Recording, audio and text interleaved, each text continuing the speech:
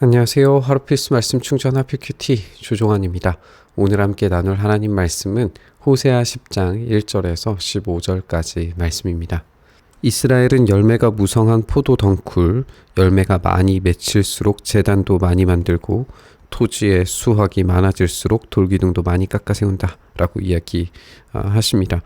이스라엘이 포도 덩굴이다 라고 하는 것은 어제 본문에서도 함께 살펴봤습니다. 이 풍성한 포도 덩굴로 열매가 많이 맺히도록 하나님께서 신실하신 사랑을 베풀어 주셨죠. 이 신실한 사랑으로 하나님께서 성실하게 일하셨기 때문에 이 포도 덩굴에서 열매가 많이 맺히게 되는 겁니다. 그런데 그 열매를 통하여서 그들이 하는 것은 하나님의 그 신실하신 사랑에 대한 보답이 아니라 우상을 만드는 행위로 빠져들게 되었습니다. 그래서 포도의 이 토지의 수확이 많아질수록 돌기둥, 우상 숭배의 행위를 더 많이 하게 되는 거죠. 그들의 마음이 거짓으로 가득 차 있으니 이제는 그들이 죄값을 받는다. 하나님이 그들의 제단을 파괴하시고 돌기둥을 부수실 것이다. 하나님께서 이 제단과 돌기둥을 직접 부수고 파괴하실 겁니다. 그들은 우리가 함께 살펴봤던 것처럼 하나님을 예배한다고 말해요. 하나님께 자기의 이 포도 덩굴의 열매, 포도의 열매, 그 풍성한 수확을 위하여서 예배하는데 그것은 하나님을 향한 예배가 아니라 이 수확 자체를 향한 풍성함 또 풍요로움에 대한 예배이죠. 이 풍요 자체에 대한 예배는 바알에 대한 숭배입니다. 그렇기 때문에 그들이 아무리 겉껍질을 하나님께 예배한다고 말하더라도 결국에는 바알을 예배하는 것일 뿐이라는 걸 하나님께서 적발하고 계시는 거죠. 우리가 주님 두려운 줄 모르고 살다가 임금도 못 모시게 되었지만 이제 임금이 있은들 무엇에다가 쓰랴 하면서 한탄할 날이 올 것이다. 그들이 지금 임금을 빼앗기게 될 날이 오게 될 거예요. 그러니까 완전히 이 국가가 망하게 되는 상황이 오게 될 겁니다.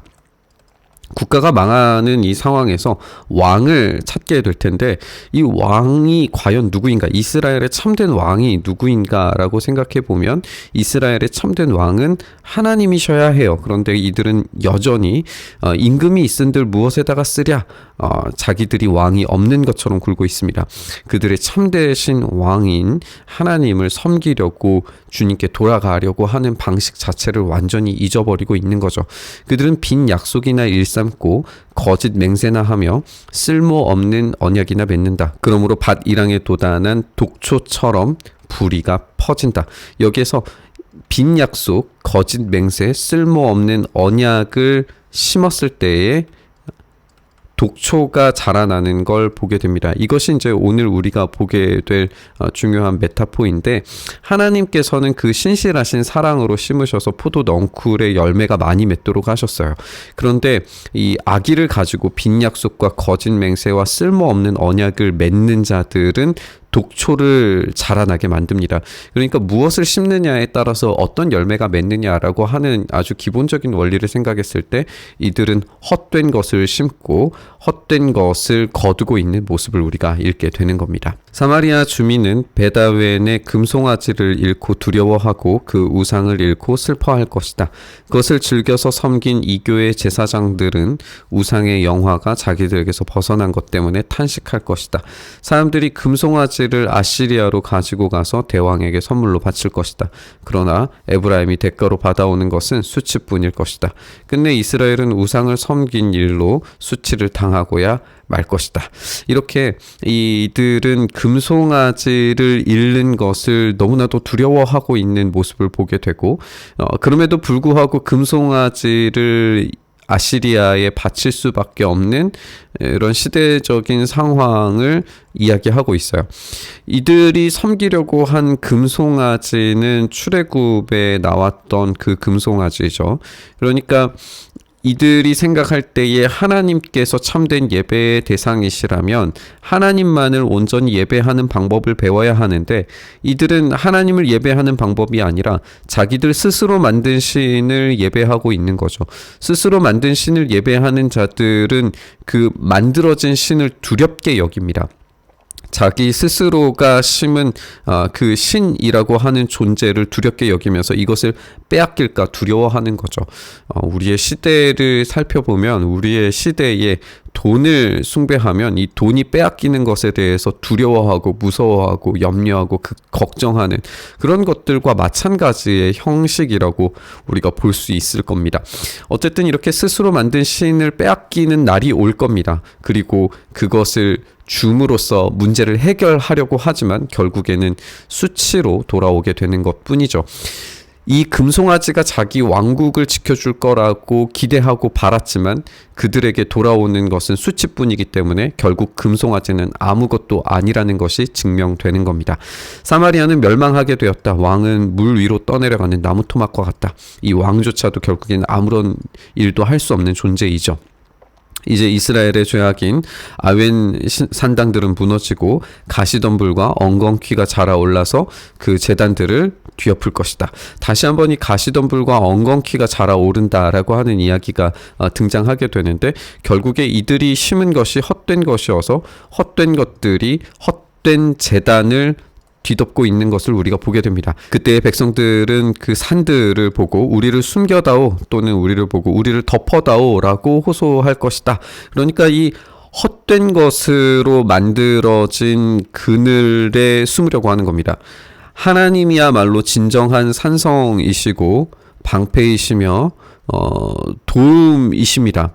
그러니까 하나님께로 피하는 것만이 참된 피난처가 될 텐데 이들은 가시덤불과 엉겅퀴 그 헛된 그늘에 숨는 것으로 만족하려고 하는 모습을 우리가 보게 되는 거죠. 이스라엘아, 너는 기브아에 살던 때부터 죄를 짓기 시작해서 이제까지 죄를 짓고 있다. 우리가 어제 함께 살펴본 것처럼 기브아에서 있었던 일은 이 레위 지파 제사장이 자기의 이 첩 때문에 벌어진 내전이었어요. 그래서 이 소돔과 고모라와 같은 일들이 벌어졌었고 이 소돔과 고모라 같은 일들로 말미암아서 이스라엘이 거의 사라질 뻔했다라고 하는 이야기를 떠올리게 만드는 거죠. 그 기브아에서 살고 있었던 그 소돔과 고모라 같은 죄가 여전히 일어나고 있다라는 겁니다. 거기서부터 나에게 반항하였으니 어찌 전쟁이 기브아에서 죄 짓는 자에게 미치지 않겠느냐. 내가 원하는 그때에 이 백성을 쳐서 벌하겠다. 이방 나라들도 나와 함께 이 백성을 칠 것이다. 나 주를 떠나고 우상을 섬긴 이 두 가지 죄를 벌하겠다. 이 두 가지 죄라고 하는 것이 주님을 떠난 것과 우상을 섬기는 것으로 이제 표현되고 있는 것으로 봅니다. 한때 에브라임은 길이 잘된 암소와 같아서 곡식을 밟아서 잘도 떨었다 이렇게 되어져 있어요. 지금 이 암소가 에브라임으로 여겨지는데 암소가 곡식을 밟아서 이 잘도 떤다라고 하는 것을 우리가 신명기에 나오는 이야기를 생각해 보면 이 암소는 추수할 때 타작할 때 그 주변을 이제 돌면서 떨어져 있는 나달들을 주워 먹을 수가 있었어요. 그때 일하는 소에게는 망을 씌우지 말라라고 하는 명령이 있죠.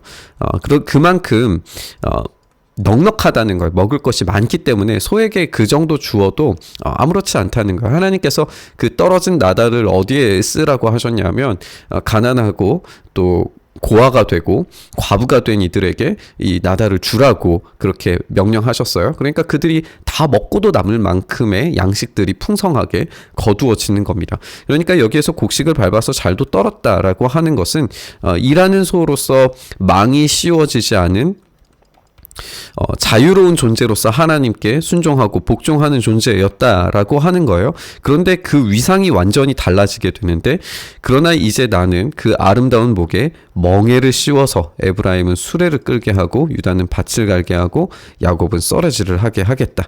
그러니까 망이 씌워지지 않은 상태에서 얼마든지 먹고 자유를 누릴 수 있었던 순종하는 암소 같았던 에브라임이 이제는 멍에가 씌워지고 수레가 끌게 되고 썰어지를 하게 되는 전혀 다른 방식의 일로 바뀌게 되는 거죠. 여기에서는 어떤 풍성함도 공유되지 않습니다. 여기에서는 오로지 억압과 노동만이 남게 되죠. 이것을 포로가 된 상태에서 하게 될 겁니다. 결국에는 지금 이 일들이 포로 상태를 보여주는 그런 모습이라고 우리가 볼 수 있습니다. 정의를 뿌리고 사랑의 열매를 거두어라. 여기에서 이제 중요한 용어들이 나오게 되는데, 정의를 뿌리다. 정의는 이제 쯔다카, 우리가 알고 있는 하나님의 이 정의, 공의, 이 속성에 대한 것을 우리가 알 수 있어요.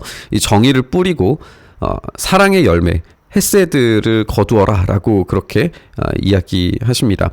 우리가 함께 나눴던 것처럼 하나님의 그 진실하심, 신실하심을 통하여서 이스라엘은 열매를 맺게 되는데, 이 신실하심을 아는 것이 중요하고 그것을 삶으로 구현하는 것이 중요하다라고 우리가 이야기 나눴었어요. 그러니까 이 암과 삶의 열매가 맺혀지기 위해서 하나님의 정의의 속성, 이 쯔다카, 그리고 진실과 사랑, 에메트와 헤세드를 공유하고 그것으로 살아가야 하는 겁니다. 그랬을 때에 하나님께서 이 묵은 땅을 갈아 엎을 때에 정의를 비처럼 내려주심으로써 열매를 맺게 만드시는 거죠. 결국에 우리가 해야 하는 일은 이 하나님에 대해서 참된 암, 그것을 살아냄, 하나님이 누구신지에 대해서 정확하게 아는 그 정의와 공의의 하나님을 진실과 사랑으로 섬겼을 때에 그것이 심는 행위가 되고, 그 심는 행위 가운데 하나님께서 비를 주셔서 그것으로 열매를 맺게 하시는 것이 열매 맺게 되는 그런 과정들일 거예요. 그런데 너희는 밭을 갈아서 죄악의 씨를 뿌리고 반역을 거두어서 거짓의 열매를 먹었으니 이는 내가 병거와 많은 수의 군인을 믿고 마음 놓은 탓이다. 이렇게 죄악의 씨와 반역과 거짓의 열매, 이런 것들을 심고 나니까 군인들이 생겼어요. 이 군인들은 우리가 아까 살펴봤던 것처럼 헛된 열매들입니다. 이 헛된 열매들을 의지하는 거죠. 그 그늘 아래로 들어가는 겁니다. 가시덤불 아래로 들어가서 나는 안전하다라고 그렇게 여기려고 하는 거죠. 그런데 그것은 아무런 도움이 되지 않아요. 내 백성을 공격하는 전쟁의 함성이 들려올 때에 베다벨이 살만에게 공격을 받고 파괴될 날과 같이 너희 요새들이 모조리 파괴될 겁니다. 그들이 섬기는 모든 군사력들은 아무것도 아니라는 것이 증명될 거죠. 금, 송아지도 마찬가지입니다. 그날의 자식들이 박살난 바로 그 바위 위에서 어머니들마저 박살나지 않았느냐. 자식들을 바치면서까지 그렇게 미래를 소비하면서까지 풍요를 위해서 제사 지냈던 이들의 행위, 그 모든 것들, 그 헛된 행위들이 결국 잘못된 것을 심었으므로 잘못된 것을 거두는 결과를 맺게 될 겁니다. 베데라, 내가 그것과 똑같이 너희들에게도 하겠다. 너희가 지은 심히 무서운 죄악 때문에 그렇다. 이스라엘 왕은 전쟁이 시작되는 새벽녘에 틀림없이 잡혀 죽을 것이다. 이렇게 최후가 예고되고 있습니다. 심은 대로 거둔다라고 하는 것은 누구나 알고 있는 진리입니다. 그럼에도 불구하고 우리는 심지 않은 데서 열매를 거두기를 바라지 않나 생각을 해봅니다. 또 잘못된 것을 심으면서도 좋은 열매가 맺히기를 바라지 않나 생각해봅니다. 우리의 의의 씨앗을 심지 않고서 좋은 열매를 얻는 것은 불가능합니다. 열매 맺지 않는 나무는 찍혀서 버림받게 된다는 사실을 우리는 잊으면 안 됩니다. 그런데 다시 생각해보면 우리가 심을 수 있는 의의 열매란 무엇일까요? 우리가 과연 정의와 공의를 온전한 방식으로 심어낼 수 있을까요? 사실상 우리의 힘과 능력으로는 불가능하다라고 하는 것이 판명되었습니다. 오로지 예수 그리스도의 의로우심과 공의로우신 심판의 자리인 그 십자가 앞에서 부활의 능력을 경험하는 것만이 우리가 유일하게 심을 수 있는 것입니다. 그리고 그 십자가 위에서 나는 죽고 예수 그리스도로 다시 살아나는 것만이 우리의 유일한 열매 맺음입니다. 우리가 오늘 심을 씨앗이 그래서 복음의 씨앗이어야 합니다. 불완전한 세상의 가치를 심기보다 온전하신 이 복음의 능력의 씨앗이 우리의 인생 가운데 심겨지기를 소망합니다. 그랬을 때에 우리의 사랑으로, 정의와 공의로 그 복음의 씨앗으로 세상에 사랑을 심고 예수 그리스도 그리스도의 그 섬김을 우리가 심을 때에 그 미랄을 심는 것은 우리의 삶을 심는 것은 우리지만 그래서 썩어서 죽듯이 십자가 위에서 우리는 날마다 죽어가겠지만 결국 열매 맺게 하시는 것은 우리 주님이시고 우리 주님께서 열매 하실 때에는 우리가 생각했던 것 이상의 풍성한 수확을 누리게 하실 것입니다. 오늘 우리가 제대로 된 것을 심길 바랍니다. 그것이 바로 복음의 씨앗인 줄 믿습니다. 오늘 그 복음의 씨앗 심고 또 풍성한 열매 맺게 하시기를 간절히 바라면서 우리 묵상의 자리로 나아가시죠. 주님, 우리에게 오로지 복음의 씨앗이 심겨지기를 소망합니다. 우리의 삶이 그렇게 미랄처럼 심겨져서 주님께서 거두게 하실 놀라운 하나님 나라를 우리가 얻게 하여 주시옵소서. 주님의 복된 그 포도나무의 열매들이 우리를 참되게 기쁨과 만족과 풍성한 식탁으로 이끌어가도록 주여 역사하여 주시옵소서. 그렇게 오늘 우리의 인생 가운데 복음의 씨앗 심기기를 간절히 바라고 소망하며 우리 주님 예수님 이름으로 기도드리옵나이다. 아멘.